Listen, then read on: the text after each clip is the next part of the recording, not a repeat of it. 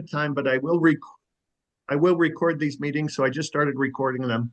And I forgot to also mention that if you're kind of new and you're interested in a topic or whatever, there's a YouTube channel out there that I upload these recordings of our Zoom gatherings to. It's free, like all of this is.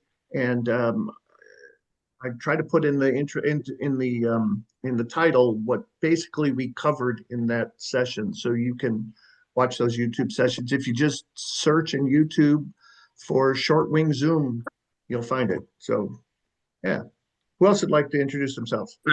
Jim, this is Richard. Hey, Richard. Hi, Jim. This is my second time too. The last time I called in, we had an issue taking our 150 1960 Tri-Pacer up after a 20-year rebuild and lost oil pressure above the airport. Yeah. And we talked a little bit about the situation. We luckily got her down, and we got a rebuilt oil cooler now, and folks had suggested that also a sending unit to the oil pressure unit be done. So we're close. Everything worked out just fine, and thanks for the suggestions we got from the last time when I was up, and hopefully we'll be getting her up in the air soon again. Awesome. And podcasts, I need to do that. I haven't yet. Okay, cool. Thanks, Richard. I'm Melissa Schipple from Connecticut. I have a PA-16. This is probably my fourth one of these that I've done. I joined you a lot in the spring, and then life gets in the way. We've missed you, Melissa. You're awesome. Seriously, I'm not sucking up. I'm being honest. I was wondering what happened if I did a bad time or anything, but go ahead. It's when it gets dark at 9 o'clock, it's really hard for me to come inside and sit down and do this sort of thing. So, it's now getting dark at 5, and so here I am. Interesting about the lost oil pressure. I actually had a bad cylinder November 2nd. Fortunately, lost oil pressure or noticed it going down, made a 180 after 8 minutes after takeoff, was able to get back to the airport, just kind of limped it back, reduced power, got back to the airport, and I landed with a dead cylinder. Pulled it off, did a compression check first. That's how we knew it was dead. Pulled it off, and I had 2 broken rings. Anyway, cylinder is toast. It's at a place in Whitensville, Massachusetts, being, we know it's no good, but what we do from there, he looked at it. Not a lot of fun. So, Richard, I was not above the airport. I was 6 minutes and 43 seconds away.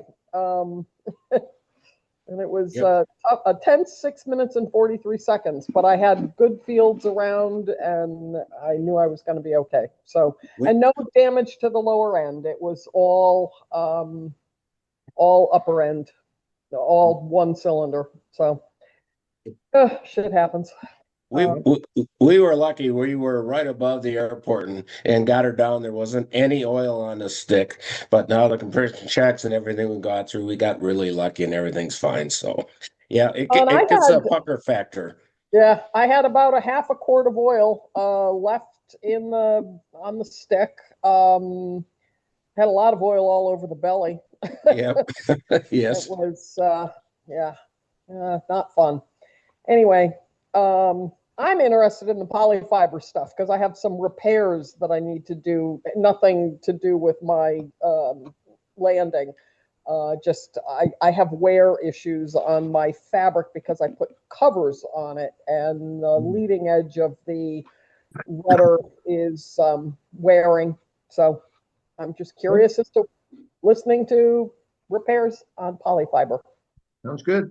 Do you do podcasts, Melissa? So I'm signed up for all the FAA stuff and AOPA things that come along that I'm interested in. I do a lot of listening to Mike Bush. I occasionally do stuff on, what do they call them? The flyways, with the FAA does, because I've done a few of them. I don't do anything regularly, but if something strikes my fancy, Project Farm. he he does videos on stuff, and I like him. And I follow a gal. I don't think they're podcasts. I don't know what they are, but it's I follow a gal who lives in a camper and a gal who motorcycles around the world. But Oh, cool. I don't know that they're podcasts. They're on, you sign up for a subscription on YouTube. Yeah. So Yeah, cool. All right. Thanks well, I'm glad you're back, Melissa. Who else would like to jump in? Harry Schaefer, based at Culpeper, Virginia, got a PA 22 150. Bought it sort of as a flying project, and after 2 years, I'm finally getting it to where I'll feel like I feel like I could go to one of our EAA meetings. So I'm looking forward to that. Also, about a year ago, Isaac and I went to the polyfiber training in Norfolk. We happened to meet down there. Good seeing you again, Isaac. And as far as podcasts go, I wait twice a month with bated breath to listen to Ask the A&Ps. Yeah, isn't that a good one? Yeah. What One about- interesting thing about Culpeper, the newest addition to the fleet of airplanes, they have almost 20 Navions at Culpeper. But last week, the guy that I bought my Tri-Pacer from, flew in with a 1931 Fleet. It's got 160 horsepower Kenner engine in it. It is absolutely gorgeous. Oh, cool. What a sexy airplane. Yeah. Cool. All right. Thanks, Gary. Who else would like to jump in? Yeah, I'll go. Here. I went with Gary to that polyfiber seminar. It's kind of a hands-on thing. You get to cover a wing. I highly recommend you guys do that if you want to do any kind of serious work on, on your plane with polyfiber. They kind of walk you through it. I've got a 56 Tri-Pacer that a friend of mine restored, and when I got it, it was in pieces. And I thought, well, we'll have it flying in 6 months, and 2 years later, it flew. I mean, flies nice, but it didn't take no 6 months to put pieces back together. It took a lot more, like 2 years. And if Gary ever shows you a picture of his Tri-Pacer, it's just gorgeous. It's a beautiful, beautiful plane. He's probably got some pretty interesting stories to tell. I think he's been on fire like 5 times. So. Cool. Gary, if you want to tell the story one night on our Zoom gatherings, say something. We'll put you on the schedule. This is something I'd probably rather not know. All right. The statue. I didn't remember I'm recording this, so there you go. Yeah. What was that comment about stories that I think that may or may not have happened? You've been on fire like 5 times. Oh my God, that's awesome. All right. Who else would like to jump in? I'll go. My name's Mike Santina. I have a PA 22 150 based at Ray Community Airport, just north of Detroit here. I've had it for about 3 years, and I closed on a hangar today, so I'm a hangar owner now as well. Oh, congratulations. That's enormous, right? Yeah. Yeah. And also at Ray, there's a cool tailwheel conversion on the bulletin board. If anybody's interested, it was done by an A&P mechanic. It's at $35,000. If you're interested, put something in the comments and I'll take a picture of the flyer next time I'm out there. Cool. Do you do podcasts? I have a short drive to work, so a couple political ones for 20 minutes a day, and that's about it. Okay. Yeah, fair enough. All right, cool. Thanks very much. Still getting some background noise from somewhere, and I can't quite figure out who it is. But if you're in I'm trying to figure out if they're watching TV or what. But if you're not on mute, if you can put yourself on mute. I don't want to mute everyone because I think that's obnoxious. But it sounds like there's a TV going on in the I think background. it's Ray Eaton. I see his Yeah, there you go. Yeah, okay, cool. Yeah, I was trying to click through, but my mouse finger isn't that nimble. Who else would like to introduce themselves? We got a couple more minutes. I would watch a podcast, an aviation podcast, if it was 15, 20 minutes, 30 minutes long. I would definitely participate in that. Okay, cool. Cool. I'll go ahead and introduce myself. My name's Dan. I fly a 56 PA-22 out of El Monte here in Southern California. I haven't flown all that much lately because I have like a newborn, 2 months old now, but that's going good. He'll be in the plane soon, hopefully. And yeah, I listen to all those podcasts you mentioned, Jim. They're amazing. And another one I'd recommend is the NTSB podcast by Max Trescott as well. That's really cool. And also there's an EAA, they're kind of like webcasts that are recorded with Mike Bush on YouTube. And Yeah. I watch a lot of those, and he focuses on like specific things like like a carburetor or changing your oil Yeah, or he what. just dropped the changing your oil one, didn't he? Yeah, Yeah. and those are fantastic. And Yeah. I even suck the audio out and put them on my iPod and listen to them just like while I'm changing diapers and stuff. So, Oh, wow. but anyway, thanks for what you do, and I'd be totally excited to for a short wing podcast for sure. That'd be Okay. awesome. All right, cool. Who else would like? Thanks, Dan, and congratulations again on the baby. Remember, 19 months was when my son landed his first plane. Just setting the bar for you. Remember that. So. Landing a tri-pacers, I'm still getting used to it. All right. Who else would like to jump in, especially if you're new to the group? We'd love to meet you and hear about you. Hi. Can you hear me? Yes, sir.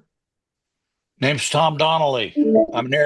I'm in Arizona. Fly a Piper Tri-Pacer with 160 in it. It's the one that the AOPA rebuilt and gave away. Wow. Cool. Were you Yeah. did you get it? You want it? No, but I paid Oh. dearly for it. Yeah. That was my kind of my underlying question is that that's a choice airplane, huh? Yeah. Yeah. Well, It's pretty nice. It only trouble is the GPS has been discontinued, so I can't update the bummer. file on it. So I got to, but it's got a comm in it, so I can use it as a comm, but can't update the nav. Wow. Yeah, I'm on the waiting list with my avionics guy for a GPS, and I think I have a better luck if I was on I don't know, the liver transplant list because it's taken forever to get this guy to get me on his calendar. But anyhow, I shouldn't have Thomas, said that because I'm recording. Damn it. I do this every week. Thomas, where are you based out of? 2AZ1, Salome, Arizona. Cool. Are you a podcast kind of guy, Tom? Occasionally, yes. All right, good. Cool. Thanks for joining. Who else would like to hop in? Introduce yourself. Jim, I was going to ask you a question. It sounds like you have extra free time to start a podcast. That's amazing. No, I'm going to explain to it later tonight. I'm going to cheat, and I found a way of. I'll explain it later tonight. But right. that'll stay tuned. That's like they do on TV when they want you to watch the whole news. Stay tuned because I've got a way. The first one I developed took me about 15 minutes. Yeah, so you'll see. And I don't know if it's annoying or not. That's on the border. So I'm going to refine a little, but we'll stay tuned. Yeah. Cool. Who else would like to hop in? Introduce yourself. I can go. I'm the other day in California, in Long Beach. Cool. Got a PA-22 150, 1959. I am a podcast person. I only listen to podcasts or headbanging metal. Those are my two things that are going on. Okay. Two favorite ones, EA's Green Dot and Sporty's Pilot's Discretion. They're very high quality, I've found. I listen to the other AOPA stuff and all that or whatever, but those two in particular are like lights out every time. So I've never done the Green Dot. I've heard of it, but I've never listened to that. I'll have to try it's that. great. It's pretty much anybody who's going to be speaking at the museum in Oshkosh, they'll have him do like an hour. Oh, wow. It's autobiographical, some of it's restoration, but it's all, yeah, Very cool. it's all good. Yep. All right. We've got maybe one more time for one more, and then we'll kick off our next part of our agenda. Yeah, hi, my name's Andrew Bueller. All right. Where are you based at? I don't know, can you hear me all right? Yes, sir. Yeah, my name is Andrew Bueller. I'm based out of WA 86, that's Graham, Washington. I have actually have two PA 20s. Both of them still with the 135s, the D2s. I refuse to give that up and go to the 320. I've got one sitting on a crate ready to be installed, and I'm really anxious to get that going. All right. I'm staring retirement in the face, so that's going to hopefully give me a little bit more time to pay attention to my aircraft projects. The second one is it's really a restoration. It was damaged severely, not by an accident, but by somebody that took it apart and put it on a trailer and just tightened the straps down. So that's a complete take apart. And I'm excited to listen to the podcast on recovering. I'm very familiar with that system, but a refresher is always good. As far as podcasts, I love watching or listening to Bob Bush, and then Saturday Morning Coffee with Laura. Oh, okay, cool. Awesome. And I apologize, second time on, but I didn't introduce myself the first time. Hey, man, we're glad you're here. Glad you're here. Cool. All right. Hey, let's thanks for you guys for doing the meet and greet, and next time, if you haven't had a chance, please jump on in and introduce yourself. Like I've mentioned, we've carved out a couple minutes at the beginning of each of our sessions. If there's any regional presidents that have any particular news you want to share with the larger group, maybe you're doing a fly in or fly out, or just have some rockin' news that you want to share. Are there any of those on the line here, that regional presidents that want to share some happenings? We're planning on flying, but we haven't done anything yet. It'll be in January. Okay. That's All all right. The Dans are tearing up Southern California, which is cool. Go ahead. Somebody else was going to jump in. Yeah, December 13th in Tennessee, we're going to go to KUSO. Where's that at? That's Steve? Southern Tennessee. It's down toward Chattanooga. Oh man, I'm going to be in Knoxville on the 14th. My sister When lives is that, there. Steve? Do what? What date is that, Steve? 13th? December 13th? Yes. Oh, crap. What? I gotta do something on that day. Tennessee isn't that far for me. Yep. You wouldn't just move it for me, would you? No, don't do it. Whatever. We'll see what the weather's doing. Well. All right. Okay. Any other happenings going on?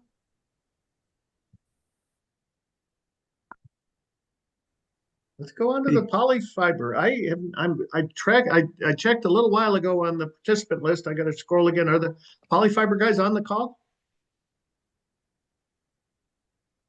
Uh-oh.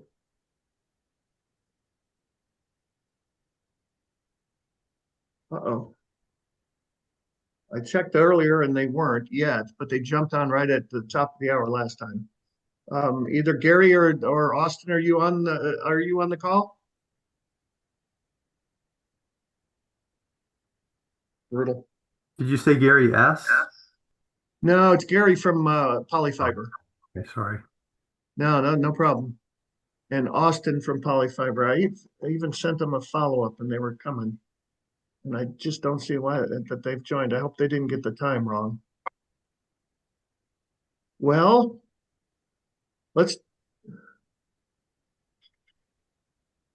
here's what I think we maybe do. I'm looking through my email and I'm not seeing anything from these guys. Like I said, we've communicated a few times, so I was certain they were coming. Let's do this. How about we go on with the agenda? And if they're running just a little bit late, And while we are talking through the agenda items, I will send them one more message. I don't think I have their phone number. I only have their email. So I will, one more time ask if they're joining while we're talking through the other stuff. How's that sound? Hey, Yeah, Jim, would that's you mind if I step back just for a second on the last thing about the chapter presidents? Because I think it was, uh, is it Dan Patey? Dave Patey? Dan. Dan, Well, I sorry, guess Dan. Dan. I guess Yep. Dan could have said Dan. What's up? So, I think I mentioned last time, I tried to reach out to a couple of chapters here in Missouri. There's the Mid-America one, and then there's a St. Louis one, but somebody, Jim Hand told me that that guy probably isn't doing it anymore. So I've tried to reach out a few times. I think I even kept copied, I don't know, there's not really a chapter lead or anything like that, is there? Is there somebody I can reach out to? Because I'd like to see if these chapters, if there's any interest in having a Midwest chapter again. Maybe we just combine with whatever Steve's got down in Tennessee and call it a day. But I Yeah. don't think Arkansas or Missouri or Illinois, Kansas. I think there's a lot of Midwest area that is probably not covered by a chapter right now. Yeah, I'd combine with Steve. My plan, I couldn't get a hold of anybody either, and then my plan was we'll just do it, and then if somebody yells at us, we'll Did you sign talk up to with Fred, them. didn't you? I emailed Sevic, Adolf Oh, Sevic. yeah, Adolf. Yeah. But Bob, did you talk to Fred, I Mid did. America? Yes, I talked to him. His wife is, I think he's taking Yeah. care of his wife right now. I'm pretty sure he's distracted. If I'm not mistaken, he's Yes. 94 or something like that. Yep. So And still uh, flies. he's still 94. Uh, and I think he's just a little busy with more important matters right now. So I talked to Jim a little bit. Jim Han, I think, is supposed to be back in town this week. I might chat up with him some more. He talked to me about the other guy that had St. Louis for a while, and he's not on this. I know the guy is not on this meeting right now, so I can say Jim was not particularly. Jim's such a nice guy, but he was not particularly impressed with the guy that ran the St. Louis chapter. No, none of us are or were. Okay. But what I can do, Bob, if you want to start something or get Yeah. something going in the southern Illinois, Missouri, Arkansas area, I've got the database, the membership roster. It's out there. I mean, I can look up. I think is it the same thing that's posted out there? Because I can see the current members. No, I've got people that are expired. I've got 10,000 lines. Oh my word. So, Yeah, if you could help me with it, Steve, I'd love to just at least see if there's interest. yeah. So we can, we can find people in your area if you want to, reach out and say, hey, we want to start doing something. Yeah, even if it's just help and support Fred with the Mid-America one. I'm not like needing to raise a flag and start my own chapter. If there's something out there that I can help just resurrect, Fred seems like such a nice guy. Yeah, I'm surprised he didn't just say, if you want to do it, take it. And we Because, talked maybe an hour and a half on the phone. He was very helpful, but yeah, it never went any further than that. Then yeah, maybe I should reach out to him again. yeah, But yeah, if yeah, you can help me, Steve, get some contacts, I'll send it's not that difficult to send an email out to a group and say, listen, is anybody still interested in, right. because I kind of like the little fly-in things where you say, listen, 3 or 4 times a year, we're going to pick an airport within the Midwest area here, and we're going to get 10 or so short wings together. Hey Bob, this is Ron Burns. I'm up in Boulder, Missouri, and about 8 years ago, I was in the Short Wing Piper Club, and Fred and everybody would all used to fly 2 or 3 times a year to go eat at a restaurant and get together. I rejoined this year, but I haven't heard anything. Nobody's doing anything for the Short Wing Piper Club around here in Bolivar, Missouri. And Fred, Where are you from, Ron? I'm from Bolivar. Fred's Oh, Bolivar, for real. I did see your name out there. I got a cousin who lives down there. Yeah, Fred's 45 miles east of me, but I haven't heard. I know Fred's wife's pretty soon. Yeah, I'd love to work with you on that too, Ron. Get Yeah. to, We can also president was president of the EA chapter 1609. I work for the Springfield chapter down here too. And I'm pretty sure we can get something to go to get either go to Gaston's or something close to wherever. It worked out great. I never knew what Bolivar was until I found out didn't our governor come from Bolivar? He did, Mike. Come from Bowling. That's small town. So guys, here's what I think we do, if this is okay. I've reached out. It was Greg, not Gary, from Polyfiber. I haven't heard back from him. There's no email from him. How about we just? I sent him a follow-up text message or email just while you guys were talking. So my thought is this: if I can just touch on a couple of the other agenda items, maybe for the next 5-10 minutes, because I only budgeted that much time for them. And then if the Polyfiber guys show up, that's great. They've been responsive to my emails, which it's just stunning me. This was not a bait and switch to get you guys to come and listen to something else. But if they show up, that's glorious. And then we just shuffle around the agenda. And if not, I think we spend the last whatever half hour, however much time we have, kind of with an open mic with the focus on fiber, because a couple people said they want to talk about repair or restoration or how to work a paint. And I know there's several, if not official experts, have gained expertise from the School of Hard Knocks with fabric. I know Steve Carruthers is one. I know Jurgens is one, and I hate to just call you out, just cold cold turkey here, but I still think we could get some valuable hanger talk discussions, and then hopefully I can get those guys to join again. Does that sound fair enough? It does. Okay. Sure. Let me see, Isaac, you may want to check in the chat. I don't know if you've done that yet or not, but we got a couple guys that have responded to your questions about decals. So let me go. We talked about the podcasts a second ago. So here was my cockamamie idea. Okay. Like I said, there's a gazillion podcasts out there.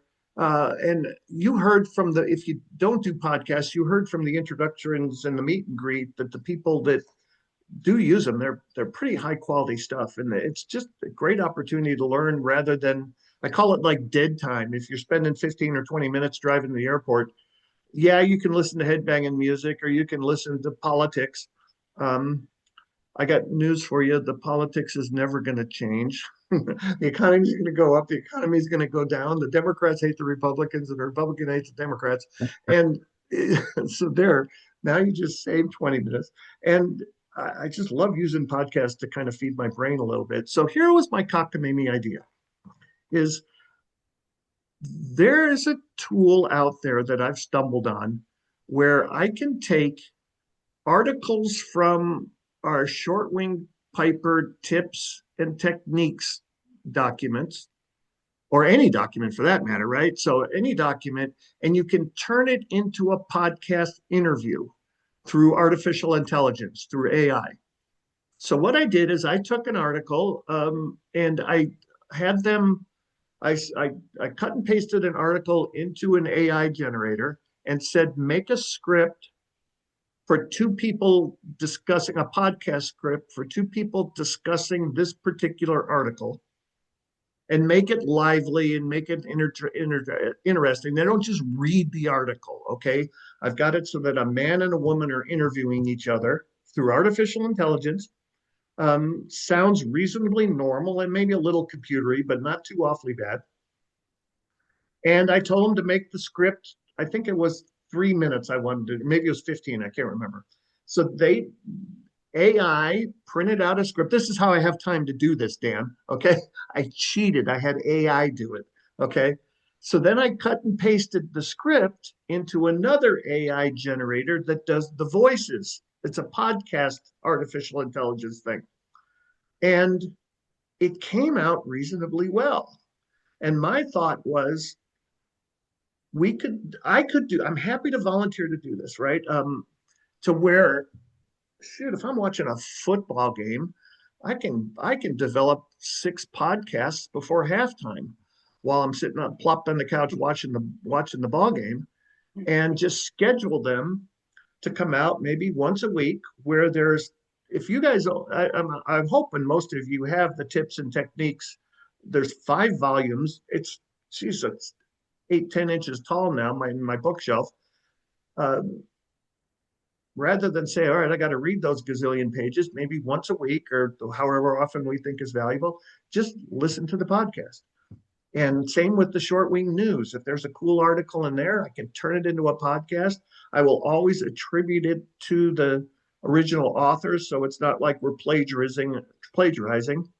Nobody's making money out of this. Nobody's, none of that nonsense. Um, I'd love to hear your thoughts. I have a sample of, that's what I was trying to upload while you guys we were just getting ready to kick off. I have a sample. I think I can have you guys listen to it just for 30 seconds or so.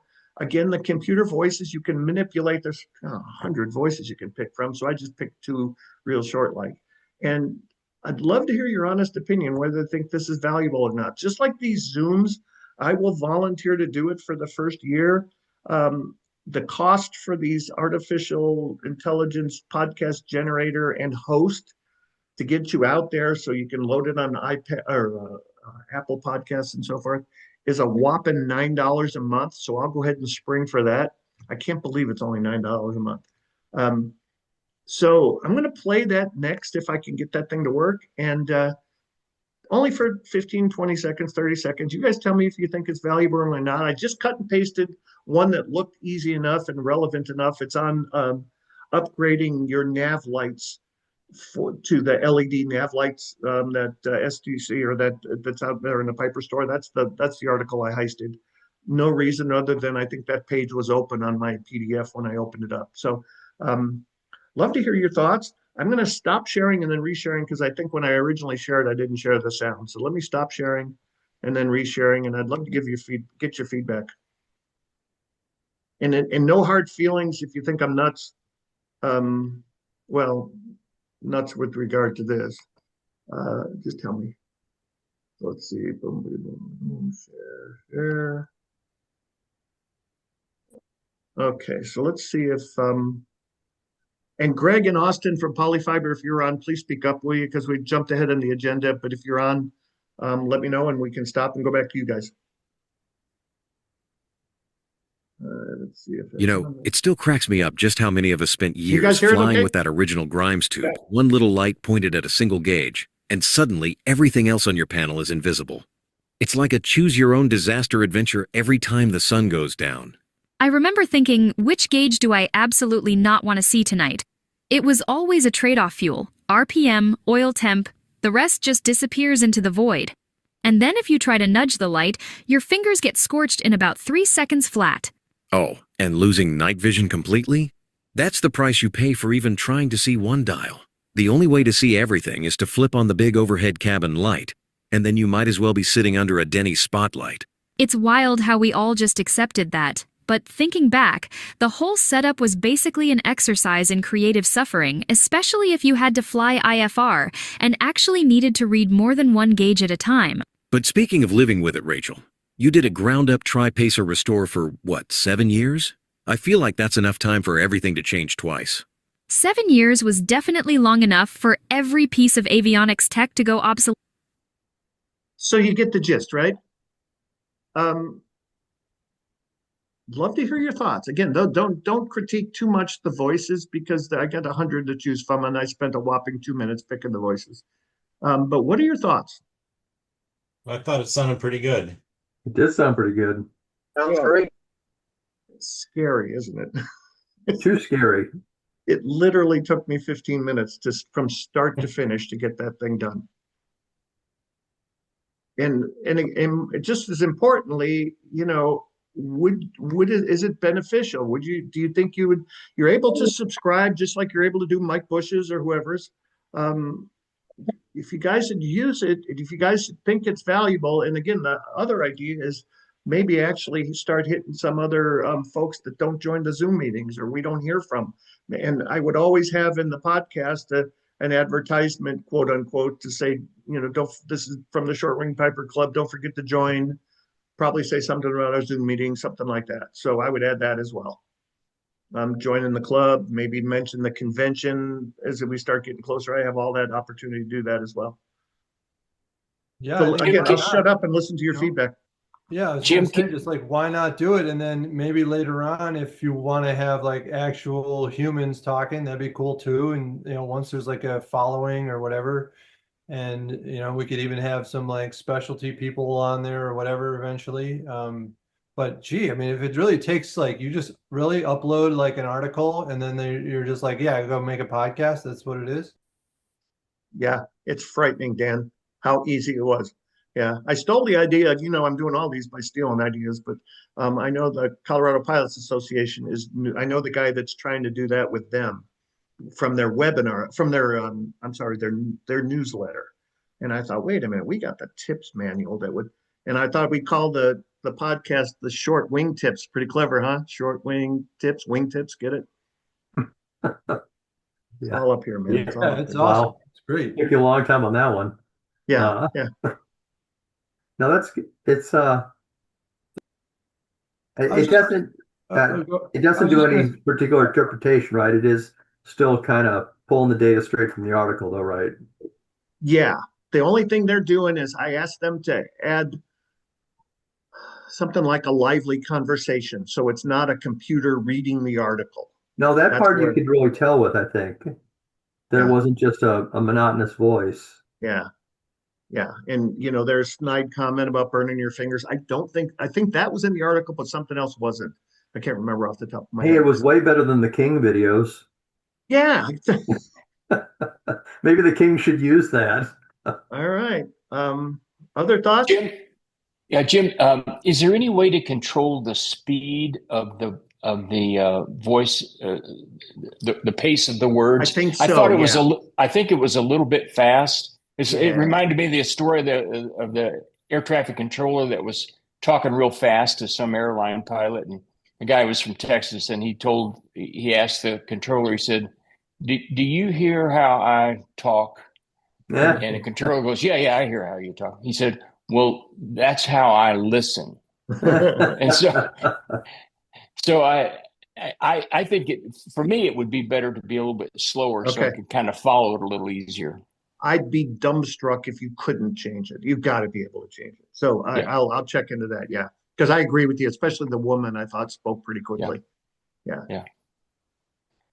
That would be a good segment on this to show here, not just separate as a podcast, but included on the on the Zoom call.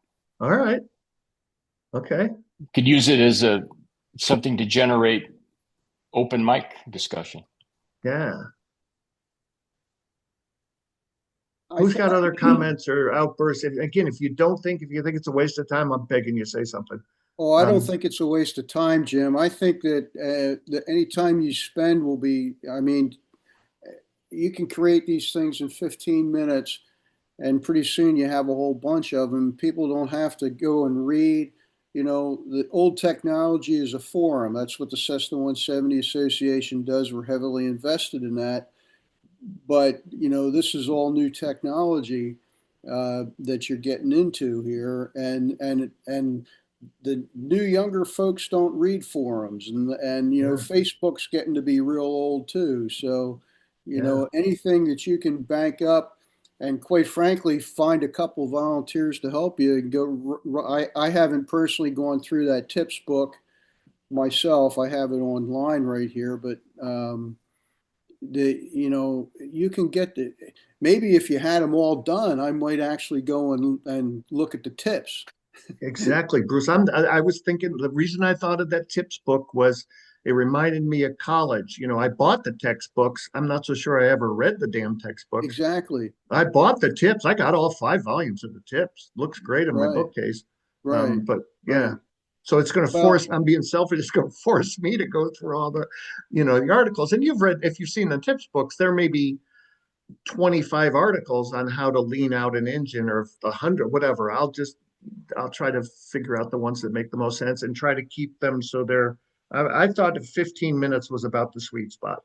Well, I think what you need to do is you need to look, you don't need to have a tip on how to lean out an engine, Yeah. because it's the same whether it's a tri-pacer or a Cessna, or a Baron. I mean, the basics are the same, but the stuff that you can't get anywhere else is, the short wing Piper stuff Yeah. that you can't get anywhere else.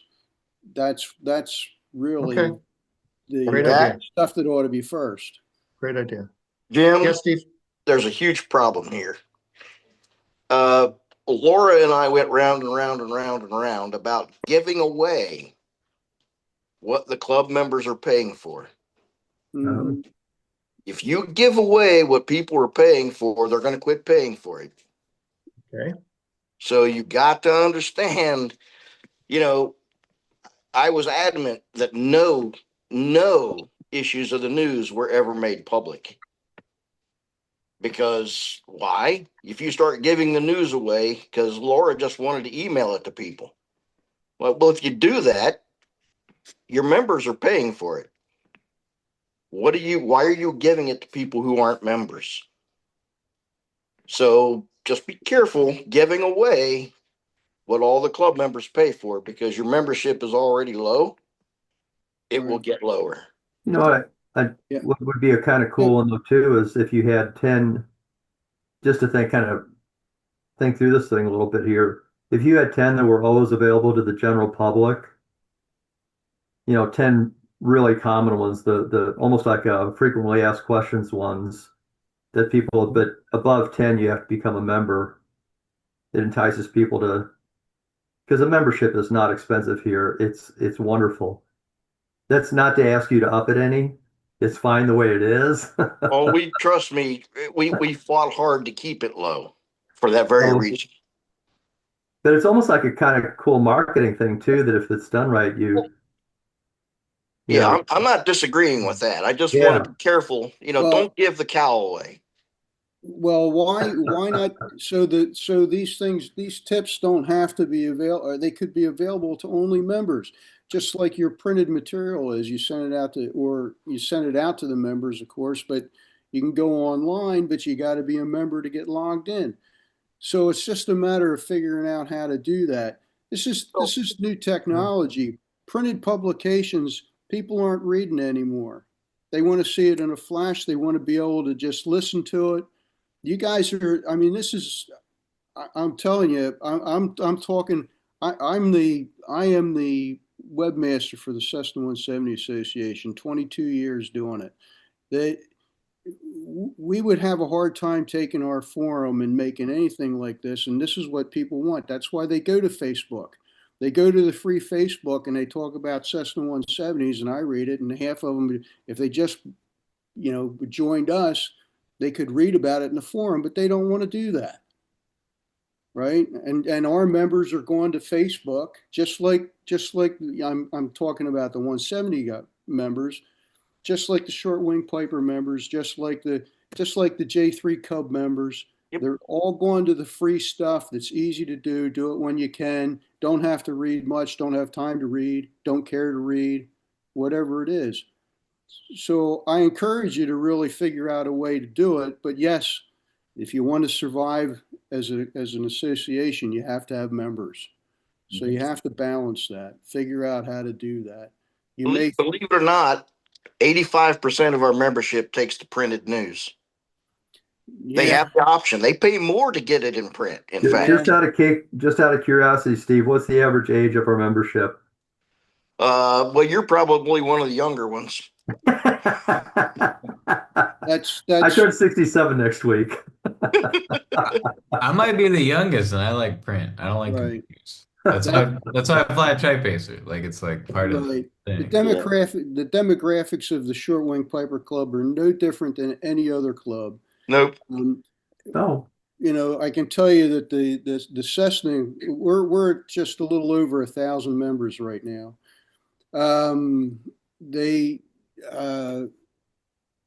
Most of them We actually print very few newsletters. Most of them go out electronically.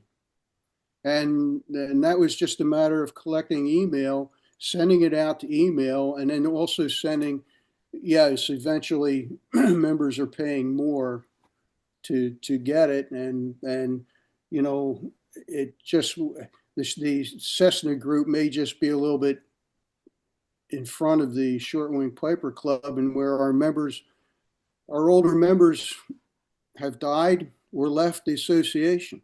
Yep. So yeah, we don't have as many printed members. Maybe you guys are still hanging on to all the members, which is great. I mean, but that you're going to stop printing eventually. It's just a matter of time. Do you know where the tips and tricks publications all came from? Yeah, it came from the news, right? Magazine. Came from the news. Those are all directly from the news. Right. Nobody wrote those. Those were just articles that were taken out of the news and combined into those 5 manuals. Right. So one thing we could do, Steve, is, you know, I have the podcast as an MP3 or an MP4. I can't remember what it is, MP3, I think. And we could just email to the active members through the website and say, and post behind the member login the podcast. So then it's only members that get them. So I wouldn't do that. I'd save me $9 a month. Because then that's that $9 a month is what gets you on the Apple Podcasts and Spotify and all that other stuff. Can these be put on the website, on the Short Wing Piper Club website? Yeah, that's what. Yeah, I could put them on the website, but then I'm not so sure. You'd have to then download it to your phone and download it, upload it to your podcast player, I think. Oh, that's more than I'm capable of. You and me both. That's a yeah. That's a little different problem there. But what I'm saying, Jim, is you know, if you want to do a bunch of them, I don't think anybody's going to say no. Yeah. If there's one a month that goes public free, if you would like, you know, subscribe, if you want to get them weekly or however,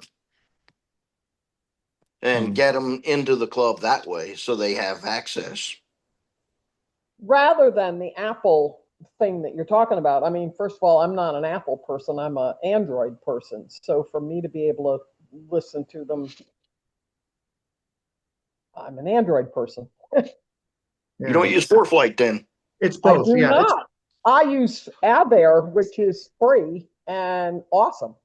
Yeah.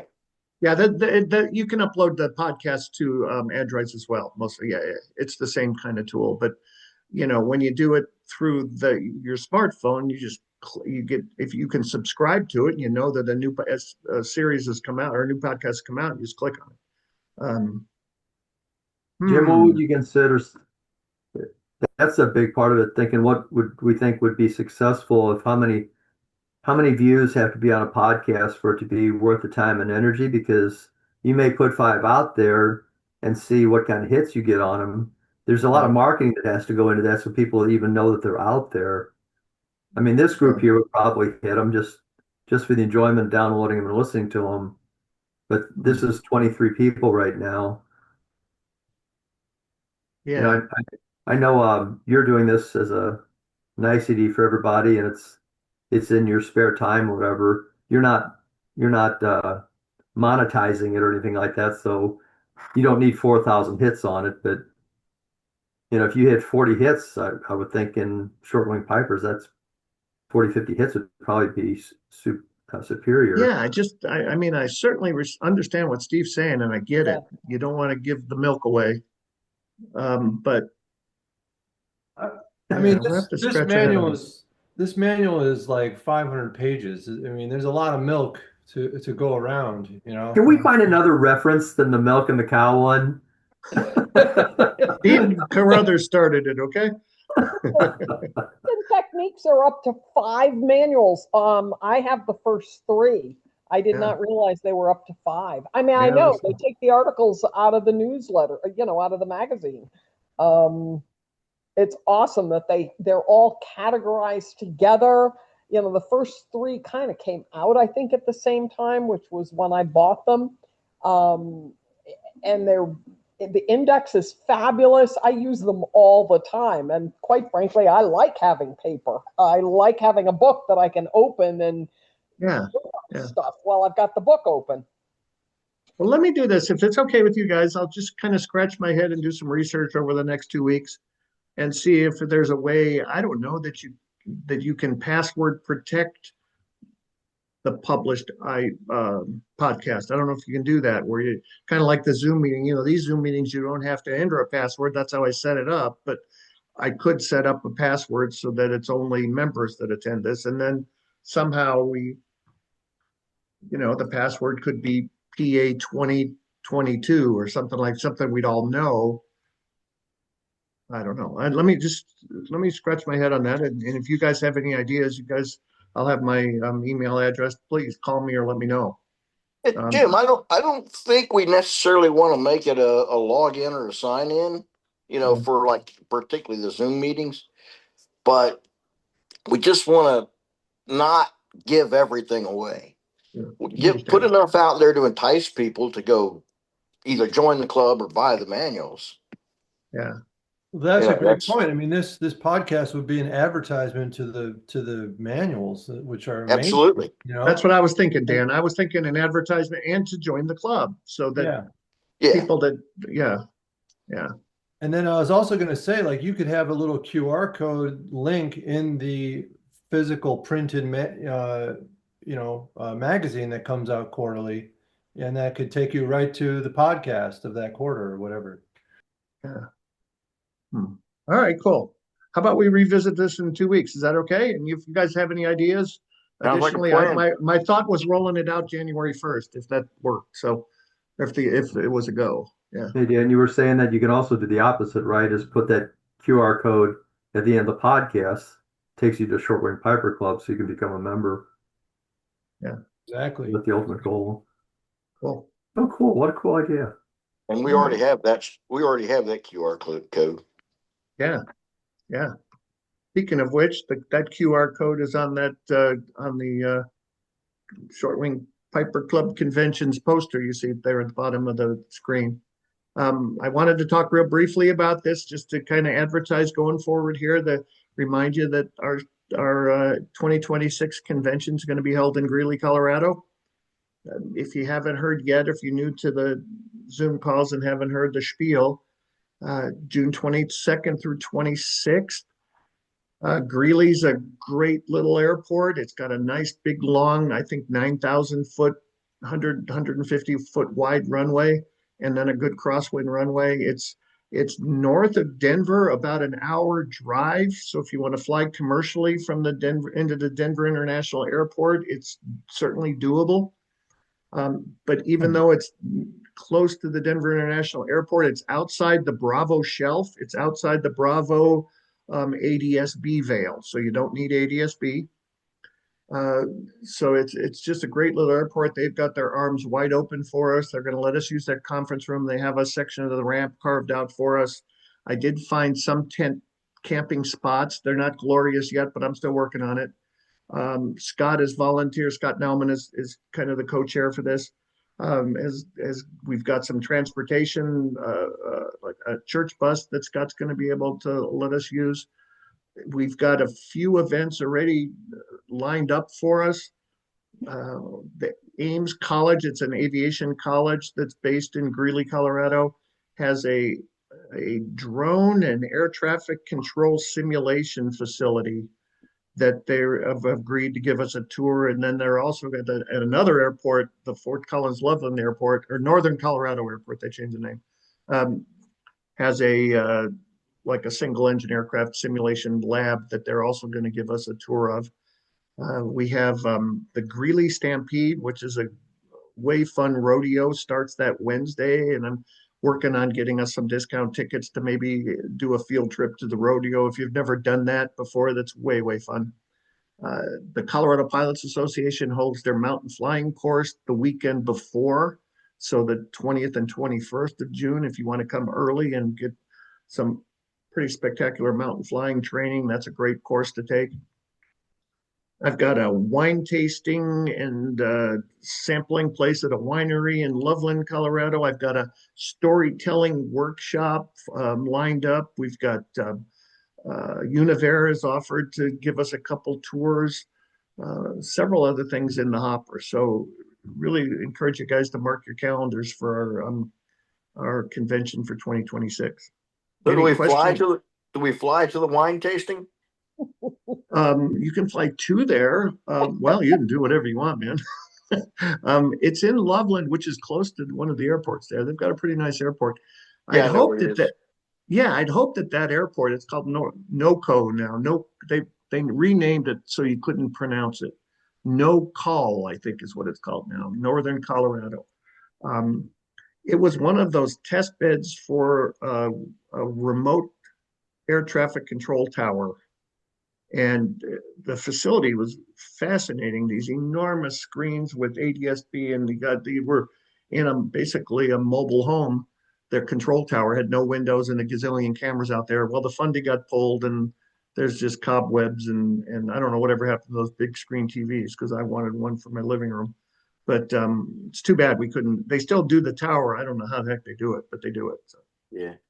So Anyhow, what have you got a hotel that's with locker rooms? we had a hotel. They wanted a bucket of money up front. And then once I talked to the treasurer about approving the money, the person that gave us the contract turned into a pumpkin. So I'm back to square one. We do have one hotel. The last quote they gave us, it's a little expensive. It's a college town, so it's a little expensive. It's like $189 a night. They have a block room, and there are several other hotels in the area. There's Greeley's again a University of Northern Colorado's there, so it's a good sized town with a bunch of hotels.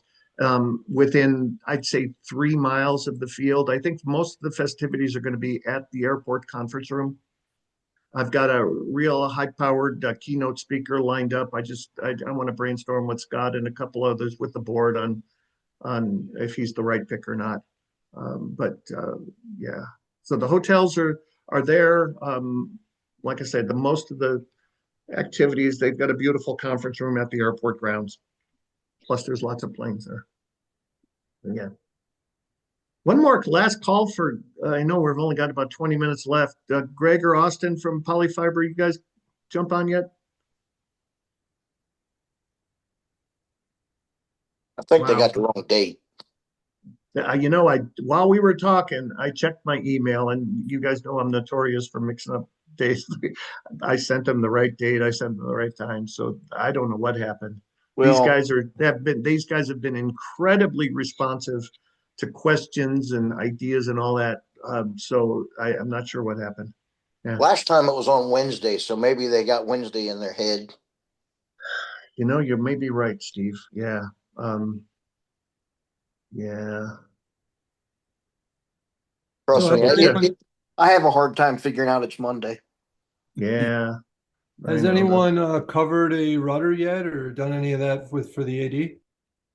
I've covered a bunch of rudders and elevators and stabilizers and wings and fuselages. I just did the AMOC and it went great. Yeah, which AMOC did you do? Did you do the welding or the on the screw or? No, I did the 3/4 inch pipe, 4 inch, 4 foot long, and the 2 screws. Went fantastic, easy. Did you have to tear off some of your fabric or anything like No. that? No, I didn't take any, no fabric. None at all. Did you do it with the reamer that one of the No. first ones that I watched? They reamed the thing first. I didn't have to ream any of it. I used a bore scope first and put some linseed oil in it like it called for. I had no welds out that I had to ream. The pipe slid in easy. Drilled 2 holes. Had a buddy of mine had a round tube jig to drill holes so it's square, and it didn't take us an hour. Wow. Oh, that's cool. Great. Yep. I bought the pipe from a fabricator up in Michigan that works on stock car frames because aircraft screws for that 4130 3/4 inch tube is pretty pricey. It's got to be 4130 in. It's got to be 3/4 inch 049 wall. Right. And they have it in stock up there. And I think I gave them $40 more. Wow. You got certification for it? I do. Okay, make sure it's not from China because that's It's not, junk. it's not from China. Okay. Oh, Wow, that's, that that's sounds great like to hear. yeah, you gotta write an article about that, Ron. Yeah, let me Maybe- ask you a dumb question. You say you slid it in there with no problem, right? That's correct. So what's it touching? What's it touching? Hit the other tube. It ain't touching the other tube if it slid in there with no problem, not 49 inches. I use 3/4 inch tube because, like you said, you got to have that tube is 7/8. So, Yep. The inside diameter of that tube is 805. yeah, that's right. And You ever do any engineering analysis? This 3/4 is 750 thousandths. Yeah, there's 55 thousandths of clearance in there. So what's it touching? It doesn't have to touch it for. It didn't say anything on AMOC about touching anything. You got to use 2 bolts to The secure 2 it. bolts. Yeah. I understand. What I'm saying is, did you ever do any engineering analysis to see what strength you gained? No, I didn't. I just followed the AMOC. You're right. You tightened the bolts down, right? And you crushed the tube. No, I didn't crush the tube. I torqued it to the spec setting for that particular bolt size. Yeah. So it crushed the tube that you're supposed to be reinforcing. Well, I didn't see any crushing part of the outside of the tube, so I didn't crush it. It can't be round. Did you torque it to 90 inch-pounds? No, it wasn't. I don't remember what it is, but it was. But the A&P did it, so. Well, I understand it's the AMOC that the FAA approved, but nobody did any analysis. I can assure you of that. Okay, I understand. So should I have done and spent all my money and done the analysis? I guess I'm lost here. Hey, Steve, how's the other one coming along though? Because that's what a lot of us are waiting it's for. being written up to be approved by the FAA. It already is. No. Ron, he's talking about the one. We're talking about a real structural reinforcement. Yeah, I think that's because mine's not due for another like 3 years or something like that. Or yeah, mine's 135 horse, so it's a while yet.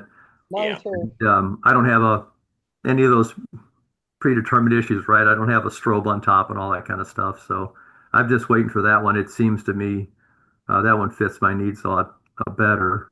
But I don't think there's been a lot of failures anyway. I think Ron's probably unlikely to fail at any point anyway because it's not likely to fail. Yeah. Yeah, that's my point. I think the AD was frivolous to begin with. So Ron Yeah, I following think everybody the AMOC, does. it's like, all right, I'll play your silly game. I'll put the tube in and yeah. My point is we did the analysis. The FAA didn't when they approved this AMOC. Yeah. What's the other AMOC you're working on, Steve? I'm a little bit behind on that. We actually are reaming the tube to 805 to remove all of the corrosion that's in that tube, to remove the weld penetrations that are in there, then a tube that has been a ground tube to 803, coat it with corrosion preventative, push it in from the bottom, and you're going to have to drive it. It's not going to slide in. You drive it in from the bottom and then a single screw to retain it, but it's in full contact, full length. Yeah, Dan, that's the one that Tom Anderson was talking about a couple weeks ago, and Steve was here. And for the new folks that have joined in or didn't get a chance to attend those, if you go on the YouTube site, Short Wing Zoom YouTube site, I've got a video of Tom and Steve doing a demonstration at Lock Haven of how it's not soup to nuts on the AMOC, but you'll get an idea what they're doing. The variable reaming tool and then sliding that 805 tube up in there. So it's on the YouTube if you want to check it out. Say the YouTube again. If you search on YouTube, just search Melissa Short Wing Zoom, you'll find it. Okay. Yeah. Yeah, and I know there's a bunch of guys doing what Ronnie's doing with Alex or whatever his name is. Yeah. There's another one that has been approved also. It's a shorter tube, but it's got cross tubes welded in it where the bolts go through. It doesn't go all the way to the bottom. It only goes in the top. It was just approved, and it was approved by the same guy at the FAA that approved Alex's. And after he looked at the second one, he went, maybe I should have approved the first one. So, We gotta get that guy on the Zoom here. We gotta get him as a guest. That'd be awesome. I tried, man. The Alex guy. Yeah, I tried. Haven't heard back from him. So yeah, like I'm to Ronnie's point. It's just, if we just check the box. We're waiting for the Tom Anderson, Steve Carruthers one, but it seems like it's a frivolous AD to begin with. Say again, Melissa? You have a date on that. I'm on the YouTube thing, and I'm just trying to find the meeting, the one that. Oh, okay. There should be. You see how all of the YouTubes show that graphic with the TriPacer? There's one that has no graphic. I think that's it. that was the one from the convention, right? Yeah. I can look while you guys are chatting. That should be June. Well, I don't know when you published it, but that was No, done. I just published it recently. Okay. I'll check here while you guys are discussing other things. Yeah, but all of the crap that I did and the club did on that AD doesn't affect me at all. My rudder's 4130 anyway. Oh, good for you. Yay. So, well, but so everything that we did was not for personal reasons. It was for the members of the club and in the community. Thank you. Steve, did you do the acid test, or do you just know that it was 4130? It's like a recent rudder. I built my rudder. I bought my airplane. It was damaged, so I bought it from the insurance company. So I needed a rudder, so I built one. Love it. So yeah, it's Melissa, if you just report. Oh, I'm sorry, man. Melissa, if you just scroll down on the YouTube page, it's the title of the video. It's 11 minutes and 45 seconds. It's just called Potential Rudder AD AMOC. So it's out there. Yeah. I'm looking. All right. I've got all this other stuff with butterflies and crap. I don't do butterfly stuff. Okay. Yeah, I know, but that's what comes up with short wing zoom. Oh, really? All right. I'll see if I can post the link here for you.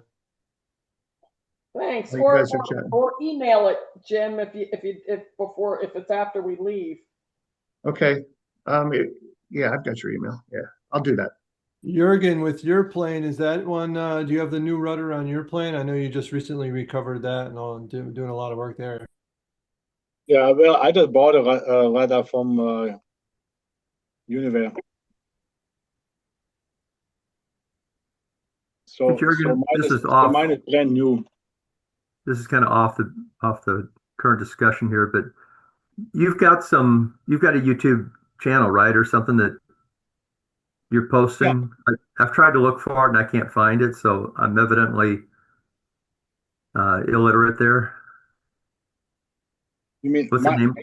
My YouTube channel? Yeah. Yeah, it's Pacer 42 Zulu. Say it again. Pacer 42 Zulu. Okay, I'll look for it again. But and there's I think yesterday or so I published the 13th video of the restoration of the fuselage. So somewhere in there is I think it's in the fabric covering video. There's when I did control surfaces, but I don't remember if I showed the rudder or the one of the elevators, how to wrap the fabric around the trailing edge, stuff like that. Would you be able to post the link inside the chat here? The link to my YouTube channel. Mm-hmm. Yeah, I found it right here. I'll put it up there. Yeah, all right, thank you. I think I found it. Potential Rudder AD AMOC 12. Yeah, that's it. Doggone it. I'm this close to sending the email to you. You beat me. That's awesome. Yeah, that's it. Great. It's not Hollywood quality video, but it's Tom and Steve. Steve showing a little bit of doing the acid test, and Tom showing how he's reaming out that rudder. Okay. Yeah, the one, so what, I mean, like I said, I think this was my fourth or fifth time. And back in the spring, they were talking about, just going to Harbor Freight and buying the reamer and, um, and hearing that one of the gentlemen here did the 2 bolts, he doesn't have contact. It's part of my pre-flight. I just bend, I try to bend, I maneuver right at the rudder where it, it goes over the vertical stabilizer, because I think that's where the break actually has happened. I don't have a rotating beacon, but I have a position light. So, yeah. Melissa? But the position light is not the beacon. So I know. So that does not I've got affect your rudder. 108 horsepower. Yeah. But I still have to do something. It's from the top hinge to 1 inch above it is where it's breaking. Yep. So if you push, so that's why I take it at the top and I just do a little wiggle. Yep. That's all you got. Melissa, your camera's fallen behind your laptop, and it's hilarious watching it from this end. All I see is the top of the laptop and arms waving over the top of it. That's awesome. 2 computers going here. One that I've hooked up to my TV to watch this on, and the other one that I'm doing research on. That's funny.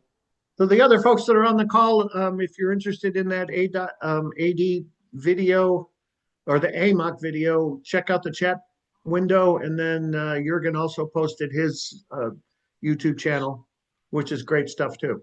Yeah, and it's in the chat box. Just click on it, and it'll take you right there.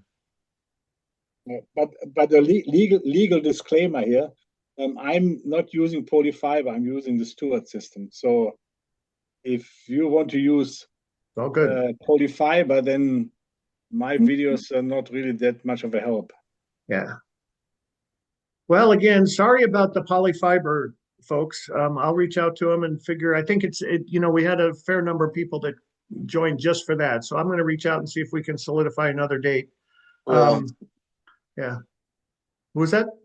Yeah, Jurgen, your video is very, very much in tune with any process. The difference is the glue. Yeah. And then once the fabric is on, the finishing process is different. But the procedure of getting the fabric on the airplane, that is all totally relevant. Yeah, I mean, basically how you work the fabric around the trailing edges of the rudder, in this case, that is what you can see in that video, because there you have to really how you work the iron and use the heat to really form the fabric around, so that you don't get wrinkles and stuff. Like Steve said, it's just a different glue. And if I may say, I like the glue actually of the Stewart system better, because I've used polyfiber before. They only work like short sections at a time because the glue will cure while you work on it. But when you use the Stewart system, you can put the glue on the structure and then just reactivate it with heat. So it's it's more workable for me, because I'm a slow worker with this stuff, and if I remember correctly, you can actually the Stewart system is certified that you could use the Stewart glue and then use, if you like the top coat better for polyfiber, you can put the polyfiber top coat on.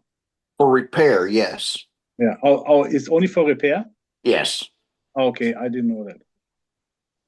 Yep. Yeah, so any repair, it works on any system. So that makes it nice. But to be in compliance with the polyfiber or Seconite or anyone else's STC, you have to use their glue. But for repair, you can use the Stewart's glue. Okay. Because I must say, I have polytone.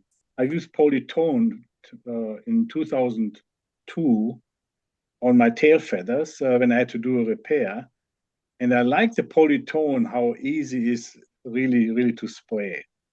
From all the paints that I've used, the polytone for me was the easiest to use. While the Stewart system is a little bit more challenging to get the paint on. Especially where you live because it's humid. Yeah, and I painted in my backyard. Yeah. So, I get people that are so bent that they're not in a paint booth, and half the guys at my airport open up their hangar door, pull it out on the front over the grass, and spray paint their stuff. Yep. Expensive aircraft I've seen painted right out on the grass. Yep. Hey, I'm curious, for repairs, has anybody tried Oratex? I won't use that on my model airplane, so I sure won't put it on anything I'm putting my butt in. No. I always get this backwards. Ortex is only for experimental, right? No, it's No, certified. You use it on certified? It's certified, Okay. yeah. If Gary Schaefer is still on, I think Gary used it on his rudder. I put it on my rudder. A guy came from Alaska Yes. and helped me do that. And we did it in 11 hours at my dining room table. And when we finished after 11 hours, all I had to do was put the lights in it, and it was flyable. And it's a really nice, easy to work with, and it looks real good. 11 hours of elapsed time or 11 hours working on it? Clock time from 7 in the morning until 6 in the evening.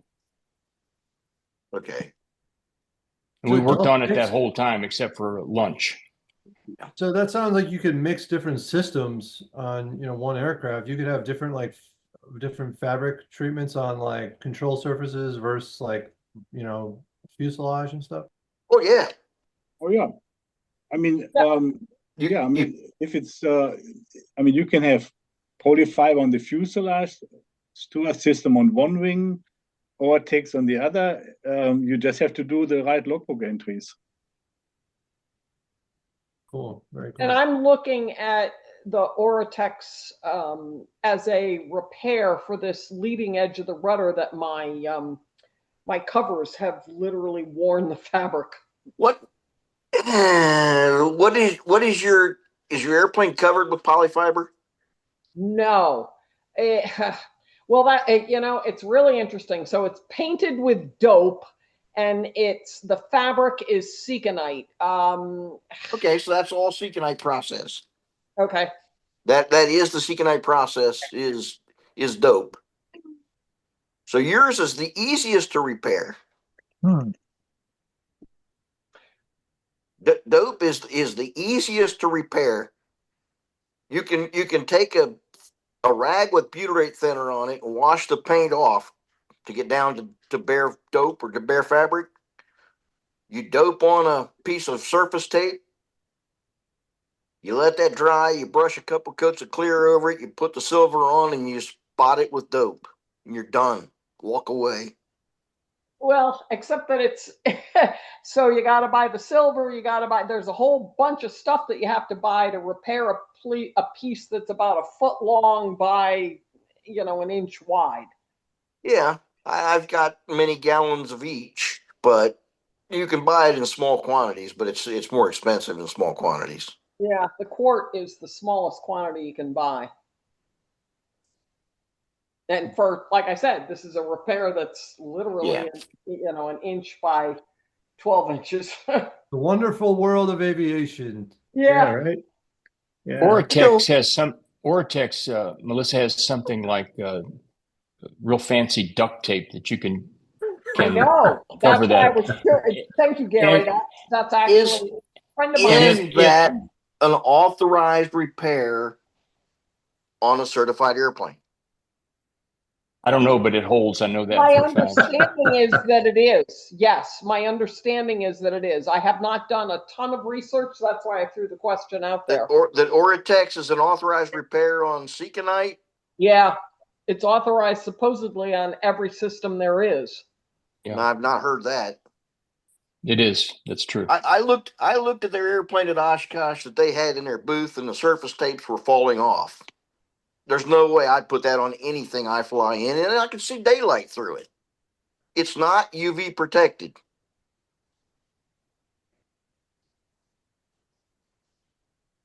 And if you don't believe that, if you get a hold of the polyfiber people, when the ultralight started, they put UV protectant in the paint.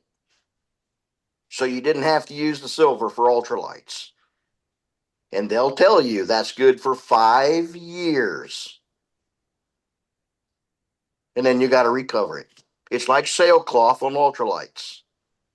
There is no UV barrier. Let me do this, guys. We're going to wrap up because we're a little past our closing time.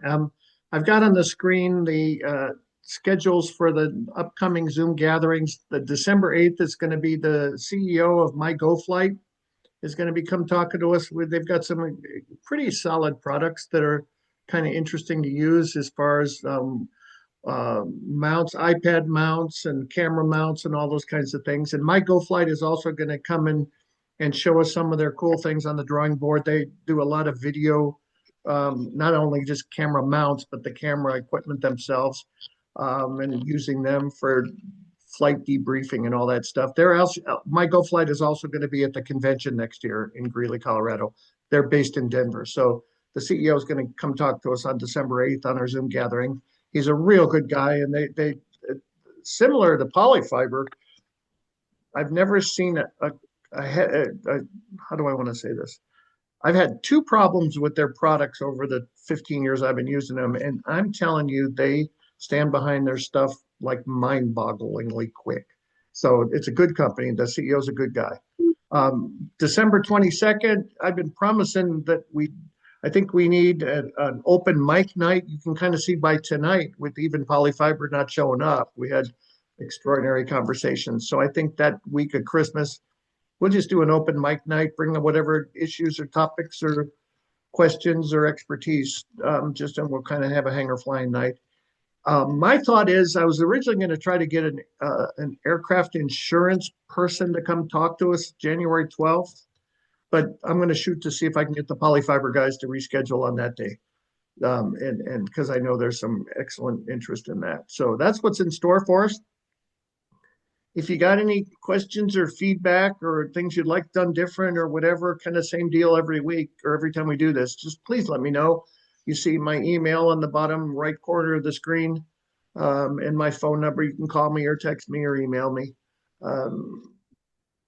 Love to hear your comments or feedback. So again, I apologize. I keep checking. You keep seeing me turn to my left here. I keep checking my phone to see if I got anything back from Greg or Austin, and I haven't heard back from them. So I think you're probably right, Steve. I bet they thought it was Wednesday, even,